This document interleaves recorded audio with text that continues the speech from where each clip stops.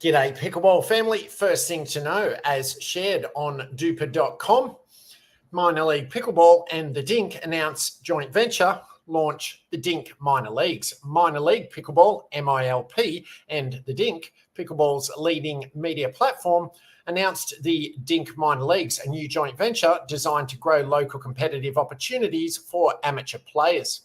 The Dink Minor Leagues will extend the reach of MILP to create more events and opportunities for amateur players in the US and worldwide. Since its inception in the fall of 2022, MILP has hosted over 120 events involving over 8,000 participants, gaining considerable traction and acceptance among competitive amateur players due to its exciting format, frequency of events, and electrifying atmosphere. With the Dink coming on board as a partner, the Dink Minor Leagues is aiming to host more than 200 events in the US this year alone, with plans to expand its footprint and format worldwide. Amateurs drive the sport. They're the reason we're all here. We've published thousands of pieces of content to help recreational players from beginner to 5.0 to improve their game. Through the Dink Minor Leagues, we're offering an environment to put those skills into practice, compete, and have an unforgettable experience. And, oh yeah, they can also win some money, said Thomas Shields, the Dink's founder and CEO.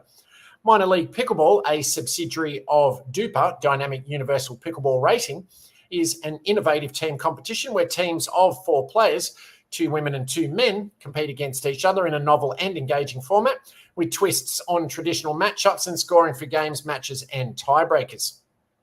Under the joint venture, the Dink Minor Leagues will host over 200 events across the country, including 7 new regional events and a national championship to bring the country's most competitive amateurs together in an unforgettable tournament weekend.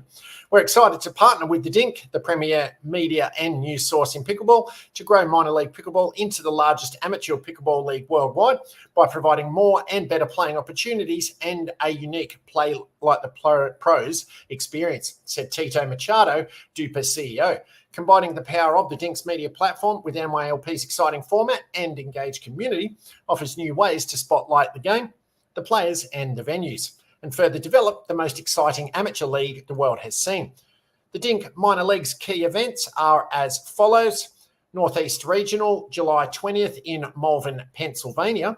Mid-South Regional, July 27th through 28th in Plano, Texas. Mid-West Regional, August 10th, Kansas City, Missouri. West Coast Regional, August 31st in Concord, California. Northwest Regional, September 7th through 8th in Lake Stevens, Washington State. Southwest Regional, October 5 through 6, Tempe, Arizona. Southeast Regional, November 9 through 10th in Lakeland, Florida. And National Championship, December 13th through 15th in Fenton, Missouri. Second thing to know, as also shared on duper.com, Pickleball Inc., UPA, and DUPA announce a strategic partnership to deliver the best-in-class experience for all pickleball players. In a milestone deal for pickleball, Pickleball Inc. and the United Pickleball Association, UPA, the parent company of Major League Pickleball, MLP, and the Professional Pickleball Association, PPA Tour, and DUPA, Dynamic Universal Pickleball Rating, announced a strategic partnership to provide pickleball players with a best-in-class experience when engaging in pickleball play, including tournaments, leagues, club, and recreational play. This partnership unites the pickleball play industry leaders to deliver the following. UPA has designated DUPA as the official rating across its properties and competitions. DUPA elected to align with UPA due to the organisation's gold standard competition entities and unmatched global audience of pickleball enthusiasts. Pickleball Inc. will adopt DUPA as the exclusive rating provider for its leading software and technology, including pickleball brackets, pickleball tournaments, and pickleball.com's club, league, and ladder software. DUPA will exclusively utilize Pickleball Inc.'s pickleball play solutions to run DUPA-owned events and will benefit from Pickleball Inc.'s reach and powerful technology to receive the most comprehensive competitive player match data in pickleball. This partnership with Pickleball Inc. and UPA aligns us with the industry leaders across pro and amateur pickleball and positions DUPA as the common language of pickleball, said Tito Machado, CEO of DUPA. UPA, Pickleball Inc. and DUPA are united in growing and providing a best-in-class pickleball play experience to establish the foundational systems of the sport that will grow the game for generations to come. With Duper, players, organisers and fans have a simple way to know their skill level, find and organise better events and have more fun on the court. Duper has established itself as the standard for player ratings in pickleball, and we're excited to move forward as industry leaders together, said Connor Pardo, CEO of Pickleball Inc. and founder and CEO of the PPA Tour. Integrating Duper ratings across our properties will enhance our industry-leading pickleball play software solutions, as well as competitive, pro and amateur events. Thanks ever so much for making it this far into the update.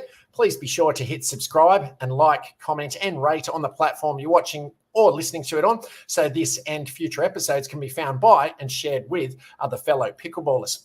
Third thing to know, as shared on pickleballunion.com, Utah Black Diamonds to be the first MLP team, Major League Pickleball, with own dedicated facility. The Utah Black Diamonds have announced they will develop the premier pickleball facility in Utah. They will be the first MLP team to have their own court facility. This $25 million state-of-the-art facility, located in South Jordan, Utah, will be the first ever home base for a professional pickleball team and a premier club for member players of all levels. The public will be able to enjoy the facility and play where the pros play. The club features 36 pickleball courts, a 1,500-seat championship court with VIP box seating, 2 grandstand courts, full gym and recovery centre, cafe, bar and social centres, and a pickleball central pro shop. Unlimited pickleball play and access to all amenities will be available for one price. Utah Black Diamonds are a premier level MLP team owned by the Pardo family.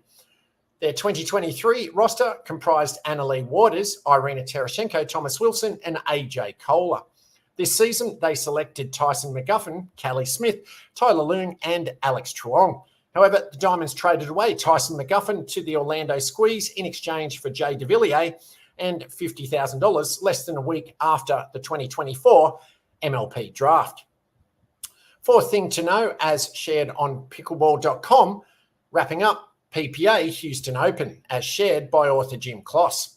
The latest stop on the PPA Tour was in Houston, Texas for the Houston Open.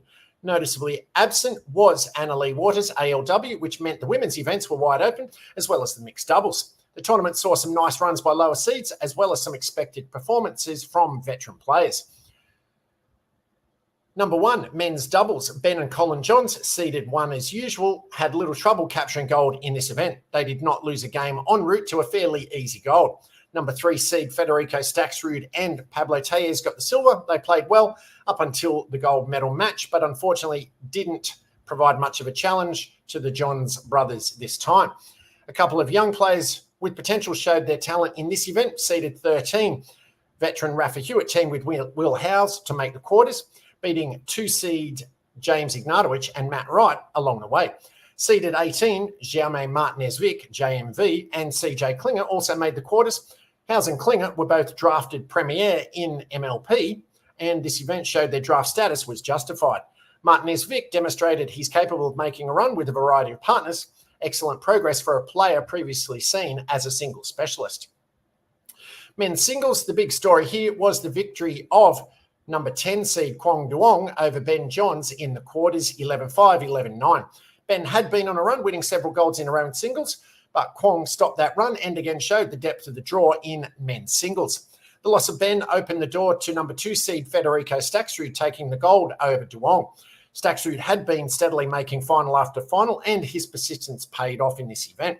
A nice run was made by number 35 seed Donald Young, who finished 4th. Young is a former pro tennis player. He showed that Jack Sock isn't the only talented former tennis player to switch over to pickleball in 2024. Women's doubles, the absence of both Annalee Waters, ALW, and Catherine Parento, CP, allowed Rachel Rohrbacher and Anna Bright to be seeded number 1, and they took full advantage of the opportunity. They cruised to the gold medal, losing only 22 points in their first 4 matches and not dropping a game the whole event.